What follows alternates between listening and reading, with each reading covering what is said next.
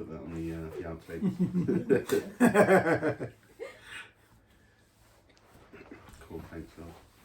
Is that recording? Yeah, it's the... Okay. Bro, the light is glaring on the computer screen for me. Can you see that that's recording? Oh, it looks like it's all red. But can you see it like moving along? It's moving along Cool. and it's red, and That's there's the wavelength. Cool, thingy. that's fine. As long as you can see that, because the sun's right on it for me. It's And I all can see the phone, so that's all good. Cool. Ready? Remember how you end it? Keep on rocking, everyone. Keep on rocking, everyone. And long live rock and roll. Hi there, everyone, and welcome to another episode of the Long Live Rock and Roll podcast. To my left is my co-host, Mr. Felipe. How's it going, man? All good, man. Hello, everyone. We did a gig yesterday, didn't we? It was the album launch for Jack's new album, The Hammer Falls, which is out now on all. Well, this might come out in a month, so it'll have been out for a month. But, but The Hammer Falls by Jack J. Hutchinson. We've both done some writing on it. We've both produced the album as well, so go out and check that. And we had the album launch show last night, didn't we? Which was really cool. Gig, yeah. The O2 Academy in Islington. Yeah, London. big gig as well, yeah. Yeah. Very, very exciting gig. But yeah, that was good. Yeah. Woke up this morning. We're going to start the episode in a different way. We're not going to crack a beer because it's a bit early. There's no beer. So Felipe, It's not because it's early. I drink beer in the morning. It's just, it's just because, when someone works really hard, they deserve holidays. So I'm giving my liver a break for 3 weeks. So whilst Felipe's liver's on a break, he's going to have some nice filtered coffee. So instead of cracking the beer, we are going to filter the coffee. Ooh, there we go. nice. There, yeah, ready? and now you pour it. Oh, This is the first time Felipe's seen a cafetiere, so this is an interesting... It's He was an like, experience. my wife brought in the coffee and he was like, what's this thing? I usually, How's it work? I usually just buy it at the, at the cafe. Don't need to worry about Felipe it. thinks Costa make coffee, which No, they they do. don't. No, they're just watered down, yeah. Yeah, all Anyway, right. We won't get Cheers. political. Start the episode, yeah. Anyway, this episode we are going... It's a bit of a feedback. Okay, let me just move. Yeah. That's right, pause it. We can keep this intro anyway, because it's pretty good. Fine. Just cut this part. Can you hear it? It's because of the computer. You can probably fix that feedback. Hey! Ha! Oh! Cool. Do you remember, it was just about how the distance is weird, Yeah, isn't it? Do you remember that when we it did it in is. the hotel? So let's get started. Yeah. Cool. Yeah, no feedback.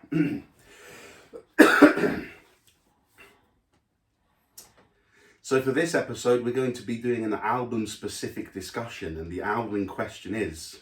Felipe? Machine Head by Deep Purple. Oh, yes, yeah. One of my all-time favourite rock albums. What about you? I think it's my #1 album to listen on the road. Yeah. And he doesn't mean on tour, he means just in a car. Yeah, if you're in the car or in the mega bus. Yeah, exactly. But yeah, what an album. You wanted to say some things before we... Just to say, before this episode, there's only 7 songs on the album. So we thought we'd talk about all of them. Not sort of deeply talking about which scales they use or anything, but we want to give each song its due because they're only 7 songs. The album is only 37 minutes long. But my God, you get what you pay for. Exactly, what an album. I mean, it's still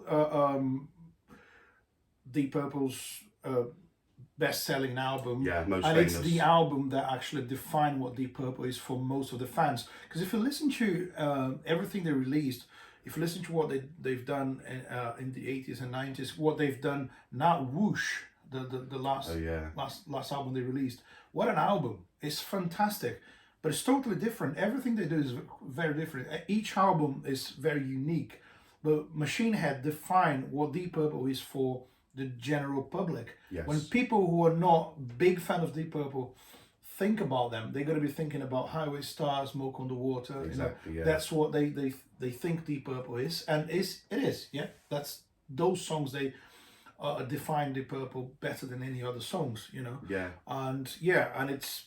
The recording is amazing, great quality. The playing in the album is just perfect, Did you want to talk about the recording process? Yeah, I do. I do want to talk about it. Actually, This is brilliant. I found this out yesterday. This is brilliant. Yeah, and interesting is I got notes today. So usually Laz got loads of notes.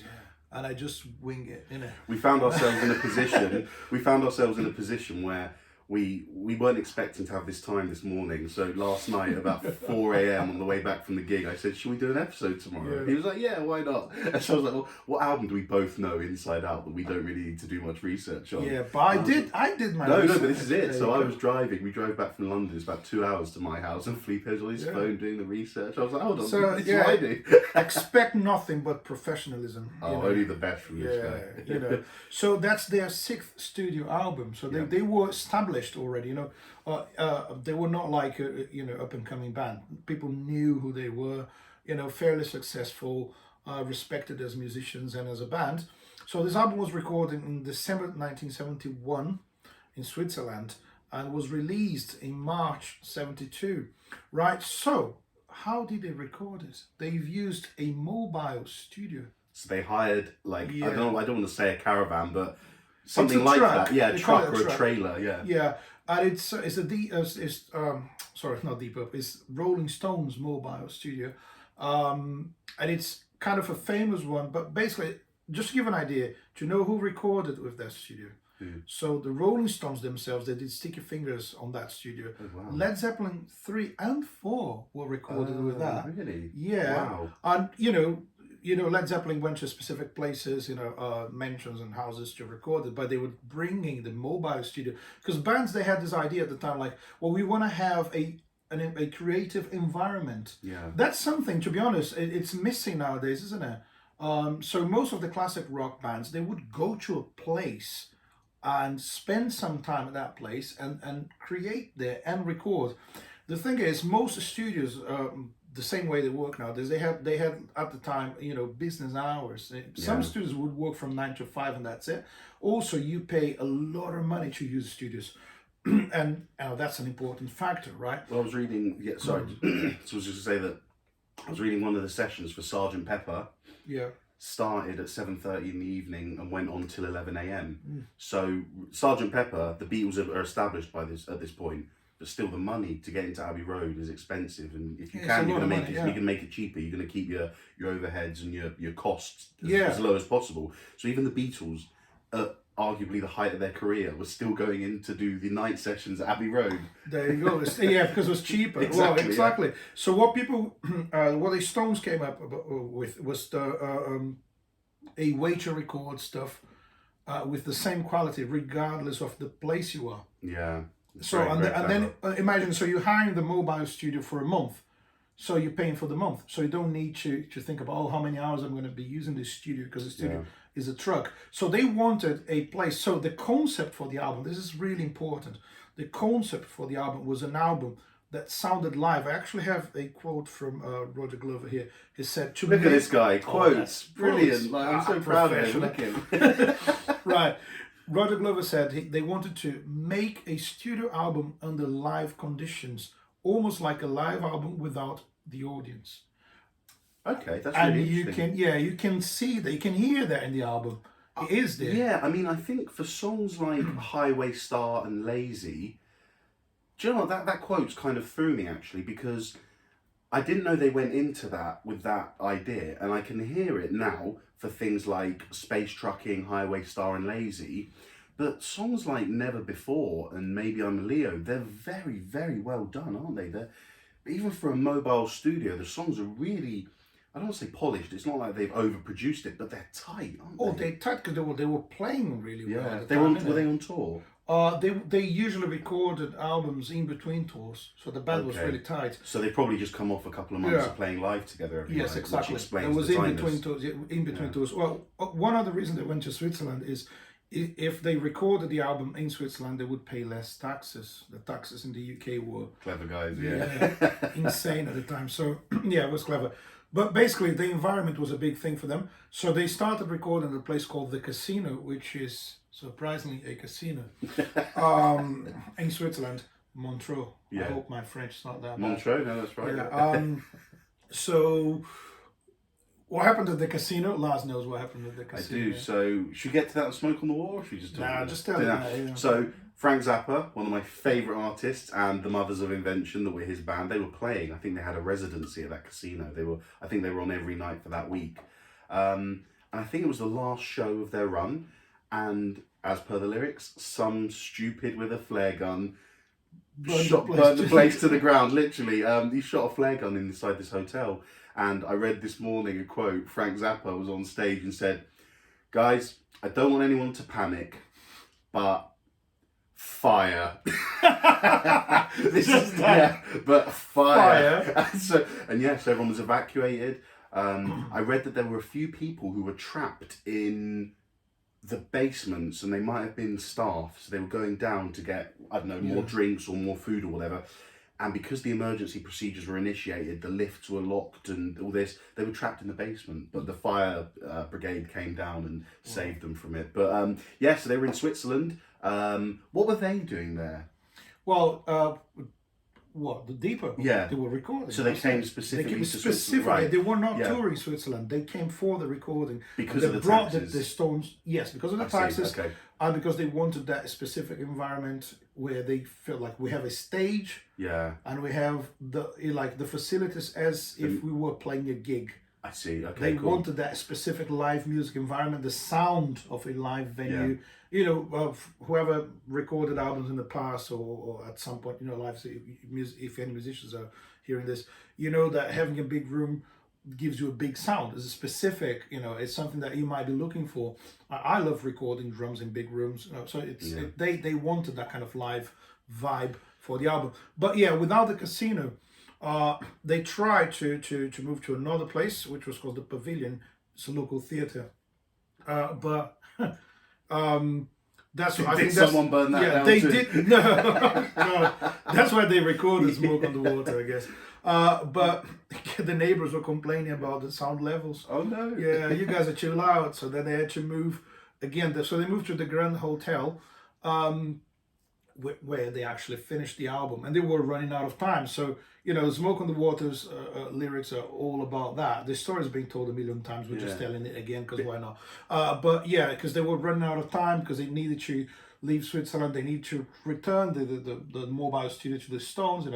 So the lyrics, Swiss time was running out. That's not about people running out of time for the fire. That's about why they were there. Exactly. Wow, so it's more than just about the fire. Exactly. It's like, then they went to the hotel and it was cold. They mentioned that it was cold because the hotel was closed for winter. I don't know why, maybe because it's too cold and people didn't want to be there. Yeah. So they had the whole hotel for themselves. Brilliant. Run the cables from the truck all the way to whatever they were recording. So really cool stuff. Cool. There's everything about rock and roll in that story, isn't it? You got fire, you got Frank Zappa, you got Deep Purple, Rolling Stones, a casino, a hotel, the Rolling Stones, mobile recordings. It's like and running out of time. Yeah, that is rock and roll. It's just brilliant, isn't it? Yeah. We can end the episode there. Yeah, Machine Head is rock and roll. Just listen to it. Yeah. Well, you don't need. That's an album you don't need to justify why it's part of the Long Live Rock and Roll podcast. No, yeah, it is a rock and roll. It's rock and roll through and through. Is there anything else you want to say before we go track by track? Let's go track by track. Cool. Right. So track 1 is the famous Highway Star. Yeah. I love this song, honestly. And do you know what? I think I wouldn't like the song as much if the solos weren't so good. For me, the solos. Do you know first time, for all the geeks out there, the first time I've heard this song was in a game called Rock and Roll Racing. What? Oh my god! It's a game where basically you're driving these insane cars, futuristic cars. Yeah. And you can shoot the other cars and they explode. It's really cool. And Highway Star is the soundtrack. Well, they had I think it was about 4 songs. There's Peter Gunn, there's Paranoid, Highway Star, and Born to Be Wild. So, oh my god! Yeah, there's only 4, and it's MIDI, of course. Yeah. Super Nintendo. I don't think. Oh, that was one of my first rock and roll experiences playing Rock and Roll Racing. And ding, ding, ding, ding, ding, ding, that kind of marching snare at the beginning. So wow. I don't know if there are 4 better songs you could associate with rock and roll and driving. Exactly. So that's the whole. But that's a great song. I mean, the thing about the song is it's a long song as well, which I find really interesting. But I think the solos extend it a bit. That really dynamically low intro that just builds up and up and up and up until you hit that first verse and Ian Gillan's vocals come in pounding. It builds up, doesn't it? It literally builds up. And I think there is a subgenre of rock and roll that I've heard used called driving rock. and I've seen numerous. Driving rock. It's the kind of CDs you see in Sainsbury's and Tesco's that they're selling the 100 greatest driving songs for when you're on the road. And Highway Star is always one of the first 5. Oh, you've got to be in it. With Born to Be Wild. And I will admit, I often maybe do 10 miles an hour over when Highway Star comes on, because how can you not, when I'm driving. But anyway, musically, the thing I love about this is the solos. Ritchie Blackmore and John Lord. So Ritchie Blackmore's the guitarist. You might know him from doing work with Rainbow as well. John Lord, the keyboard player for Deep Purple. I mean, we said in the Emerson Lake and Palmer interview that John Lord is episode that John Lord is up there with rock and prog rock's best keyboard players. Oh, for sure. I mean, it is as I said to you, just the very existence of him is rock and roll. Exactly. I mean, I saw him on stage. It was my first ever gig in my life, 1999, Deep Purple in Rio de Janeiro. And I saw John Lord. It was like, oh my god! Oh my god! Holy He's here. fuck. He's in front of That's me. is the most rock and roll keyboard player ever. It's amazing. It's noisy, but again, classical music background, both him and Ritchie Blackmore. So the solos. Here's the thing: it's a rock and roll song about driving a car, and meeting your girlfriend, whatever, and it's. You have a classical song. Yeah. How cool is that? We think very cool. we do think that like in heavy metal music, it's very common to have classical music references in the solos, but that wasn't a thing back then. Yeah. No, you're right. I was 1972, actually just going to say something like that about the fact that the solos he was playing. I mean, Jimmy Page wasn't really doing that kind of shreddy stuff then. I'm sure. No, there he were a would do few the of them. classical acoustic guitar. Yes, yeah, but no, not that. I mean, the shredding. part in the Highway Star where he goes, excuse me, he goes down, down, down, down, that part. Yeah, that sounded exactly how it is last note. Yeah. But with the distorted guitar and the amplifier it's coming through, it actually sounds heavy metal. It sounds like the inception of what we know to be kind of heavy metal soloing. But I think if you dissect it and bring it down to a piano, it could be a piece of a Bach piano concerto. There you go. But Ritchie Blackmore and John Lord were both very classically influenced, weren't they? They Which is were. what we also said about Keith Emerson 2 episodes ago. There's one interesting thing about the song as well. Although it has that part that was clearly written, because guitar and keyboards, they do the same phrase. They do, yes, yeah. So that's classical music. They've got the first, 12 bars is their own bit, and then they do that other bit. That's the same thing, isn't it? Yeah, exactly. And some of the phrases they play at the same time as well, I guess. Here's the thing as well. I think the most rock and roll thing about this song is how they've written it. So they've written the song on a tour bus. Let me check. Oh, here. yeah. You got to tell this story. That was in 1971. They were going to Portsmouth, and they had a reporter with them who asked, "So, how do you guys write songs?" And Blackmore said, "I'll show you how." Picked an acoustic guitar and started strumming a G chord. Just that, just one chord. And Gillan started singing on top of it. Oh my God. And they wrote the song on the way to the gig, and they've performed the song at the gig. Yeah. I don't want to know if it was a sloppy. I don't care. Yeah, they finished the song. I read that they finished the song in sound check, and then they played it at the gig. Yeah, that is rock and roll. That is rock and roll. So, but that's how rock and roll works. We've been in the scenario where we've been on tour, and Jack's come to us and he said, "Hey guys, I wrote a song this morning." We're like, "Fine, let's jam it." And then the next night we've been playing it at sound check. This is how it works. These great songwriters like Ian Gillan and Ritchie Blackmore. This is how their minds work. If they come up with an idea, they're not just going to say, "Oh, I'll wait till after the tour and get home." Let's do it now. Let's do it now. Exactly. There's no schedule in it. Yeah. It's not. You don't have to program things like that. You can let the inspiration flow, and that's part of the musical freedom of rock and roll, isn't it? We keep talking about this. It's like, what do you want to do? I want to do this. Is this rock and roll enough? Yes, because I want to do it. Whatever you want to do is rock and roll. So yeah, amazing. What a song. Actually, I'm starting a new segment now. That's it. I just decided there's a new segment in the show. Here we go. We have a new segment. See, Please that's rock introduce and roll, it. isn't it? That is rock and roll. Little just came up. Felipe, introduce our new segment.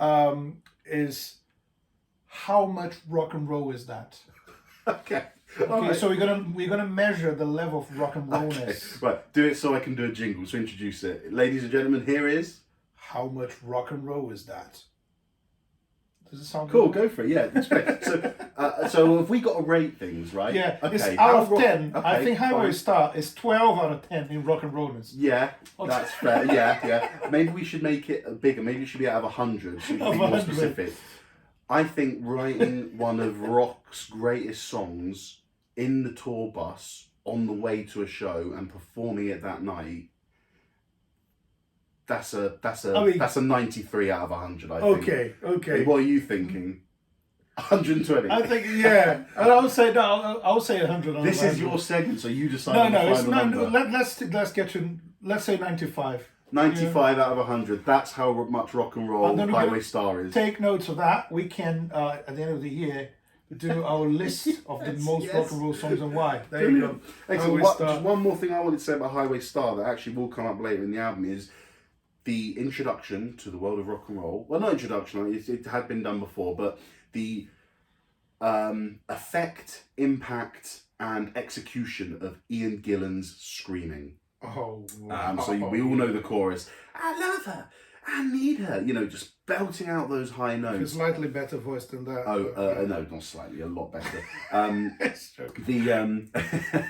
But that was something as well. We know that Deep Purple, they're a rock band, but they've also been labelled as hard rock. And with the likes of Led Zeppelin, they have been labelled as the pioneers and innovators of what we know as heavy metal today. Yeah. And what we do know about heavy metal, or I don't want to say a large majority of it, but a large chunk of heavy metal involves screaming and shouting and loud, aggressive vocals. And you don't have to look much further to the inspiration of that than Ian Gillan on Highway Star. Yeah. Another song that we'll put in the playlist is Child in Time, because he does some incredible screams and vocal notes on that. But Ian Gillan's the man, isn't he? What a singer. I mean, technically, he was way ahead of most rock singers at the time. He had theatrical experience as well. He did Jesus Christ Superstar, the original one. Yes, that's true. Yeah. He was proper, professional singer who joined a rock band. He knew what he was doing. His vocals are flawless in the whole album, really is. Yeah, so let's move on to the second song. Cool. So second song we have Maybe I'm a Leo, which it changes the tempo of it. You've gone from the really and then you're going. Well, the fastest song in the album's Highway Star. Yeah, so it's all slow from there. It slows down to Maybe I'm a Leo to a certain ridiculous level. I find it really interesting. It's a very bluesy riff, isn't it, that starts the song. It is very bluesy. But there's a funk feel behind the that. drums. Isn't there? That's you can Talk give to credit. us about the funky drums. Well, talking about Ian Pace, isn't it?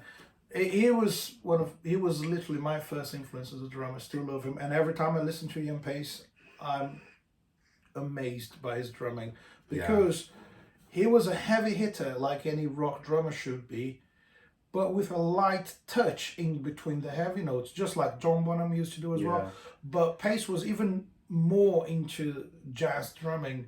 Big fan of the Ben Goodman Orchestra with Gene Krupa on drums, so he used to listen to that on the radio and play along with it. Oh, so cool. he was a jazz drummer playing rock, and he had a light touch when needed, but he could be a heavy hitter. And he had a massive influence of funk drumming as well. The interesting thing about is this song grooves like probably more than any other song in the album. Agreed. Yeah, and it starts with a drum fill. I was just gonna. One thing I wanted to add to that is that, despite everything we've said, the funky, the groovy, which again puts us in that funk element, it's quite aggressive. I think of the part towards the end of the song where he's like, maybe I'm a Leo, but that's it rock, still has elements of rock in it. Oh yes, they can't get away from Another stylistic thing that I noticed that I've got written is that the key solo in it, I was trying to analyse what I would describe it as, and I've actually thought that the closest thing I could think would kind of a soul and R&B keys solo. Whoa, interesting. Yeah. You know, it's the kind of thing It I'd expect. swings, doesn't it? Yeah, Ray Charles to play on his piano. Yeah. You know, so incredible. You got funk, rock, and in my opinion, some soul and R&B So is it on a groovy track. and the main riff is syncopated. So for those of you who are not familiar with the term, syncopation means when you mainly playing the offbeats. That's a very simple explanation of it. But so the riff doesn't start on beat 1. Yeah. Bum, ba-da-da, bum, bum, bum, bum, bum. It starts on the offbeat. Yeah. So that's really, really cool stuff. So you have some drum fills leading to the beginning of the bar, but then they don't start the riff. Yeah. You gotta, you take a breath and start the riff immediately after that break. So it's really, really cool stuff there. Swings and it's syncopated. It does, yeah. I just don't know what to say about the lyrics. What's that? What the lyrics are all about? No idea. No It's idea. just like- It's not about a hotel burning down, I'll tell you that. Should we move on to track 3, which is Pictures of Home, which might be one of my favourites on the album. I think for me, what the song Black Sabbath did for Black Sabbath, as in stamp their authority on, okay, we've created this new genre and it's called heavy metal. For me, this is, and like I said, people have associated Deep Purple, Led Zeppelin with the innovation and pioneering of heavy metal as we know it today. Pictures of Home, for me, is Deep Purple's stamp on metal, because I think there is that drum intro, that in itself, That is metal. but the riff as well, the dissonance. So for anyone who doesn't know musical terms, you have 2 terms. You have consonance and dissonance. Consonance is when you hear 2 notes either played together or one after the other, and it's pleasant to listen to. Dissonance is the opposite. It's where you hear 2 notes played together or one after another, and it makes you go, ooh. Yeah. Like dissonance is the first 2 notes in the Black Sabbath song, Black Sabbath. Yeah. Dun, dun, dun. It's horrible. Yeah. And they do it here where he's like, pictures of home. Yeah, with the vocals. That's it. And it's very dissonant, and it makes you, oh, it's nice as a product, but it makes you go, oh. And that, to me, is a characteristic of metal. Yeah. Dissonance and not being pleasant on the ear. Yeah, because the lyrics are describing a very disturbing situations, and I think the guy is isolated somewhere, feels like a prison, something like that. Yeah. And he's thinking of home or whatever. I think that's what it is. I Yeah. might be just guessing, but it is disturbing. The interesting thing about the song for me is everyone gets their solo in that song. Yeah. If you consider the drum intro as a drum solo, which for me it pretty much is. But he still has one halfway through. He does that snare. Yeah, but that's just a roll, isn't it? Kind of a build up. The beginning is like just drums, that's true, and it's loud and busy. And Ian Pace actually, I've seen one of his drum clinics on YouTube, and he was saying that he had to come up with a variation at the end of that phrase because no one could guess where the song actually started. It's a really complicated phrase. And he was like, no, I'm going to play 4 next. 1, 2, 3, 4. And then you start. Because you need to give the guitar players a cue because they're too dumb. And then That's coming from a bassist and a drummer. yeah. So he gets their solo, and there's obviously guitar and keyboard solos as in every song. And Roger Glover does his only solo with Deep Purple, I guess. Yeah. Should we take time to introduce another new segment? There you go. So we came up with this morning, or Felipe did, and the new segment is called We Need to Talk About. So what this segment is going to be is it's going to be praising the unsung heroes of rock and roll. So for example, in this album, we've already talked about Ian Gillan's vocals, Ritchie Blackmore's solos, John Lord's solos, and Ian Pace's drumming. Make no mistake, Roger Glover is up there as a bass player with those 4 guys in being as good as them at their instrument, at his instrument. And funnily enough, I love the Pictures of Home solo, but that's not the best bass playing on the album. His melodic playing in Highway Star is wonderful. His groove and his ability to marry the harmonies of the chord with the rhythm of the drums in Lazy is wonderful, but we'll get to that when we get there. Roger Glover, hats off to you. From a bass player, you make the album. If the bass was any different or less notes being played or different notes, I don't think it would be as good. Everyone has played their part on this album, and Roger Glover, you don't get as much praise as perhaps we think you should. This is for you. Well done, because it's incredible bass playing. I'm pretty sure he had a massive role in the production as well, because he's a music producer. He produced other bands after leaving Deep Purple, and it's like you don't mention him. That means he's doing a good job. If you don't notice a bass player, they're doing a good job. And the image I have of him, first time I saw him, when I saw Deep Purple live, it wasn't wearing any shoes. It's like like I'm saying, man, you're gonna hurt your feet there, and a hat, looked like a farmer.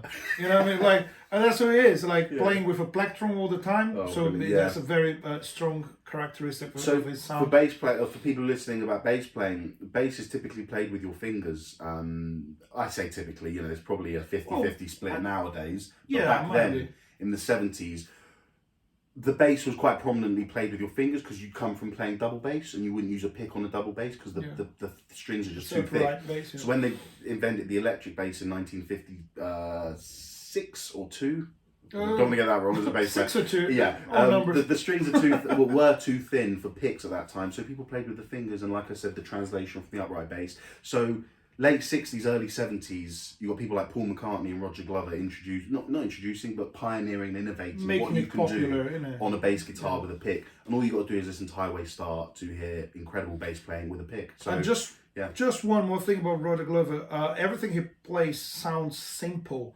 And that's essential to the band's sound, because everyone is playing too many notes all the time.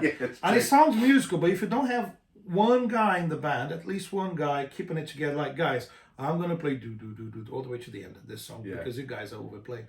And it just, balances it out. It marries perfectly, Excellent. Cool. Thank you, Roger Glover. That's the end of our first We Need to Talk About. Hopefully there'll be many more. Let's move on to track number 4, which is Never Before. What do you want to say about this song? Help me now, please, my friend. But isn't it, that's really interesting, because I've got here the most, on my notes, I've noted this as the most accessible song on the album. And I think it is a pop rock song. It is. It was released as a single, but I don't think it was a hit. So interesting thing is, I say that this song, I feel sorry for the song. Why? Because it's in an album with Highway Stars and Walk on the Water and Pictures of Home. So it's... And Lazy. And it's not... And Space Trucking. Exactly. It's not as heavy and, as the other ones. Yeah. So it doesn't sound like it belongs to the album as much as the other ones, in a certain way, and it's so pop. It could have been recorded by any pop artist. I'm not joking. No, I agree with that. Yeah, that could be. It's also quite funky places as well. Yes, the way it's played. If you just take the composition in terms of melody and lyrics, that could be a pop song. Yeah. But it could be a Beatles song, it could be a Stevie Wonder song, it could be anything. That's true. Yeah. If you do a Motown arrangement for that song, it would work. Yeah. If you do a Little Richard arrangement for that song, it could work. It's a beautiful melody. Got a lovely bridge as well. We were listening yesterday and we said it's kind of Pink Floyd-y, that bridge. Yes, because it's atmospheric. Yeah, and it changes tempo. It starts slow and then goes double tempo, and on that bridge it goes half tempo again. Yeah. So it changes a lot, but the melody still connects all the parts. It doesn't sound complicated. It's not an easy one to play. I used to play that song, believe me or not. Do you remember we were what episode was it? Was it the Jimi Hendrix episode where we were listed that Felipe has been in a Pink Floyd tribute band, a Creedence tribute band, a Hendrix tribute band, and now a Deep Purple tribute band as well. That's it. There's no more tribute bands. No. Anyway, let's move on to track 5, which is the famous Smoke on the Water. Yeah. Now, I've listened to this album and this song for years and years. My dad probably played it to me when I was like 6 or 7 years old, so I'm very familiar with it. Only after listening and doing the Dire Straits Brothers in Arms album did I realise how, I suppose the word is essential, Smoke on the Water is to this album. And I said to Felipe yesterday, I was like, man, I can't stop but making the comparison that Smoke on the Water is Money for Nothing of the Machine Head album in more ways than one. It's accessible. It's a rock song. It's not poppier than Never Before, but it's a song that everyone knows. It is the staple song of the album. Yeah. It's the staple song of the band. Deep Purple, Smoke on the Water. I think it's one of the most famous songs ever. You know, it's not only a rock song. I think the comparison I've made with Money for Nothing and the riff is there as well, because the guitar tones are pretty similar, and even the riff to an extent has the same feel about it. But yeah, I mean, not much to say about Smoke on the Water. It's a wicked song, just a rock, a genre-defining song. Yeah, what I would say is the intro is quite interesting, because you have the guitar doing that classic riff, and they build up. The way they add the layers to the song is just perfect. Yeah. Before the vocal comes up, Ian Pace is just playing the hi-hats, and it's very funky. So it's guitar, then they add the then hi-hat. just hi-hats, then snare and bass, if not at the same time, snare then the bass, and you have pretty much everything but the kick drum. Yeah, it's just beautiful. Ian Pace doesn't play the kick until the very last round, and then the vocals come in. It's just great arranging. Building layers. It feels like they're rehearsing it. It's like, oh, what do we do now? Yeah. Oh, let's add this. Let's add that. And it's simple. I think the most of the melody runs over one chord for the whole verse. And then, what was interesting is we listened to Made in Japan, which is the live album that came out after this album, and he changes the riff when he does it live. Yeah, which I there's found a variation fascinating, because on the riff. it's one of the world's most famous songs, and he does a variation on it. I don't know if it was that famous at the time, though. Oh, that's true. That's Maybe true. they Yeah, just released that one. Rock and roll is musical freedom. So Yeah. there you go. Do you want to say any more about Smoke on the Water, or should we move on? What is to say? We told the story. We did, yeah. We all love the song. The penultimate song of the album, track 6, is Lazy, which might be my favourite of the album. It's got one of the best lines in the lyrics. With Lazy, I almost feel that there's a few things. It's almost like the song is in 2 parts. I'll give you my quick little analysis on it. It's the feel never changes. The idea behind the song and the groove and the feeling never changes. But you have 2 sections for me: before the vocals and after the vocals. Before the vocals is out and out jazz. You can hear the hi-hat. Like that. The keys are very jazzy. Yeah, there's blues elements as well. The bass, again, very jazzy. After those first few solos, when the vocals come in, for me it changes to being a blues song. Gillan's vocals are very bluesy. You've got the harmonica solo after the first verse, and the drums just change up a little bit, don't they? They do, yeah. Whereas in the first half they're jazzy, they're more groovy and bluesy and rock and rolly in the second half. Yeah. What do you think about the song? Yeah, no, that's exactly what I would say about it. It's a jazz blues heavy song. Yeah. That's what it is. So at the end they even do a blues turnaround. Oh, yes, yeah. It's like they quoting the blues riff. Yeah. Look, this is blues. And then the interesting thing is that you can hear all the influences of them as musicians in there. Apart from the classical stuff, that's not present in this song. No, it's definitely more of a jam than an organised solo, isn't it? Exactly. And they play that song live for, over 10 minutes, and it's improvised a lot. It does feature loads of improvised bits, and the lyrics are just fun, isn't it? Oh, one of my favorite lines, I love this: if you're drowning, you don't clutch no straw. It's like it's just that. The lyrics, it's just 2 verses, I guess. Yeah, you're lazy, just stay in bed, you don't want no money, don't want no bread.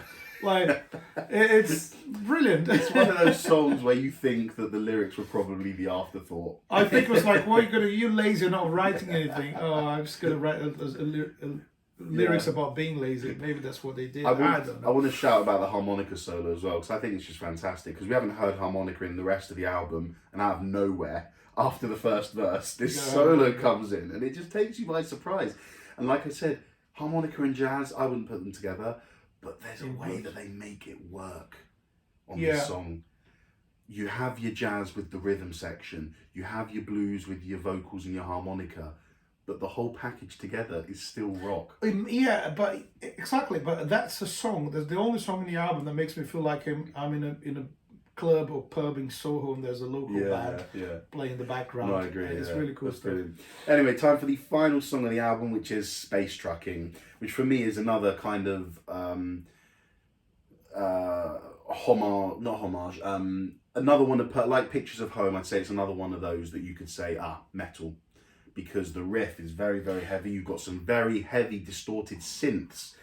He screams a lot as well in it. I think there's no way for a keyboard sound to sound more rock than that. Again, it's like it's just so distorted. It's like aggressive. it's almost like a guitar. It's aggressive, yeah, It's very much so. Yeah. So everything in that song is heavy. And it There's has this, the one thing I compare it to is there's a song by the band called I can't remember what it's called, but it's got a keyboard solo like that that's very aggressive. We'll put it in the playlist, and yeah, but it's very like you said, distorted and aggressive. It has the power and it packs a punch more so than the guitar on this track, I think.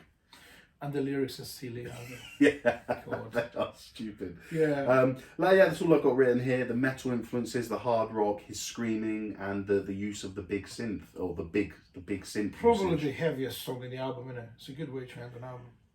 I think it's This is what comes to our debate. Or aggressive. Aggressive, fine. Yeah, The I'll most agree with that. aggressive Yeah. song in the album. I'd say lyrically in terms of darkness and content, Not. I'd go with I'd say no, Pictures of Not Home. at all, yeah. I'd say Pictures of Home Yes. is darker, but this is heavier and bigger, and yeah, more aggressive. More aggressive. Good way to end the album. Yeah, so you have the fantastic. fastest song at the beginning of the album and the most aggressive one at the end. There we go. Yeah. And then everything in the middle is just a beautiful concoction of funk, blues, pop, jazz, Yeah. anything you need. If an album. Yeah, if any of you guys listening to this haven't heard the album yet, what are you doing? Stop listening to this right now. Go and listen to Machine Head. And if you put on the heard the playlist. album a few years ago, have another listen Yeah, to it. exactly. You never not want to listen to it. What an album. We're going to do the playlist where we put the album in the playlist and we'll put some associated songs in. So, for example, we'll put in the live version of Highway Star from Made in Japan because that's another level as well. Richie Blackmore and John Lord, their solos on that live version are out of this world. And I said to Felipe yesterday, you hear parts where Richie Blackmore makes mistakes. He doesn't get the picking right. You can hear he's just for just 2 beats he's gone, screw it, I won't play. I'll just wait for the next section. But that doesn't matter, man. That's rock and roll It's a through great and album. through. The performances on that album. Yeah. This You've got to listen to both will be albums. Machine Head plus Made in Japan. Yeah. We're not going to review Not Made now. in Japan, but go and listen to it. We'll put some of the... If there's a song from Made in Japan, from Machine Head played on Made in Japan, we'll put it in the playlist, and we already mentioned Child in Time, so that will go in there too. But man, any final thoughts on the album?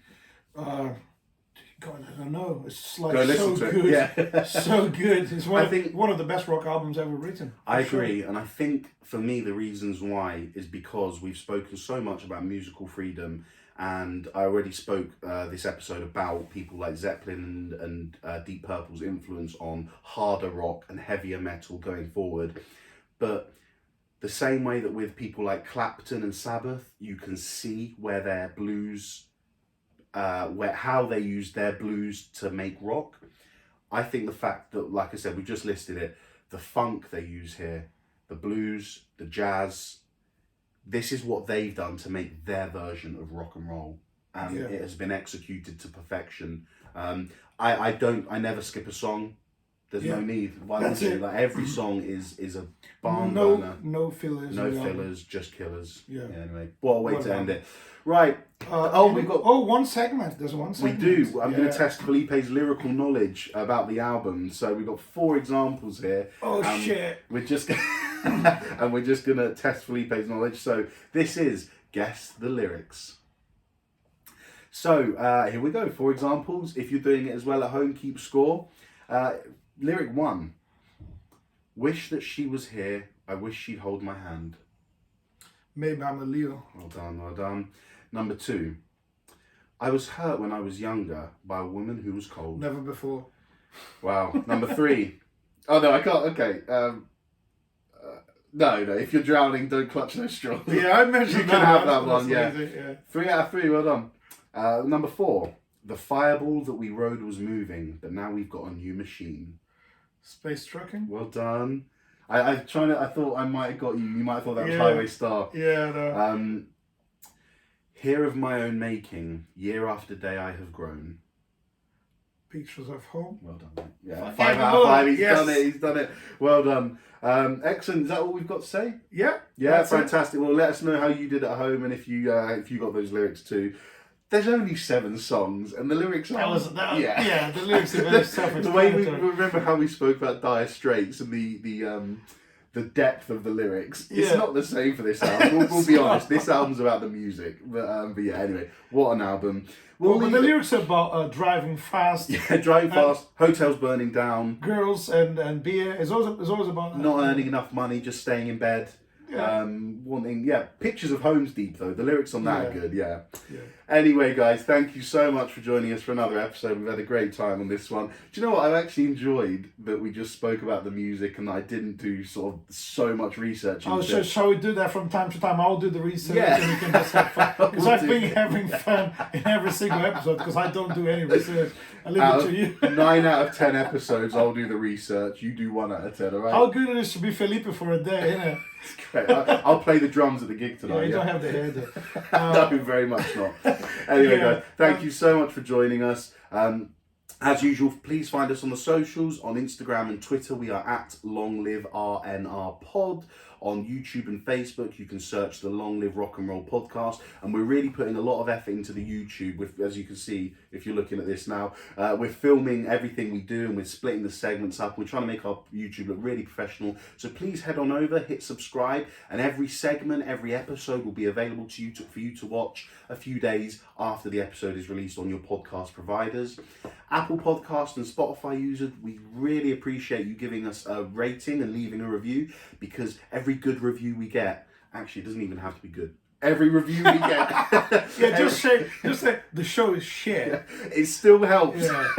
Give Because us a review. if there's a review, it means we're being viewed, we're being listened to, and we move higher up the charts. If someone searches rock and roll, we're going to be in the top 10, hopefully. With Well, more we deserve reviews. to be. Well, yes, I think Right. so. I think so. Yeah. But yeah, thanks so much, guys. We had a great time, and we'll can't wait to do the next episode. Yes, thanks for being with us again and keep on rocking, everyone. And as usual, take care, guys, and long live rock and roll.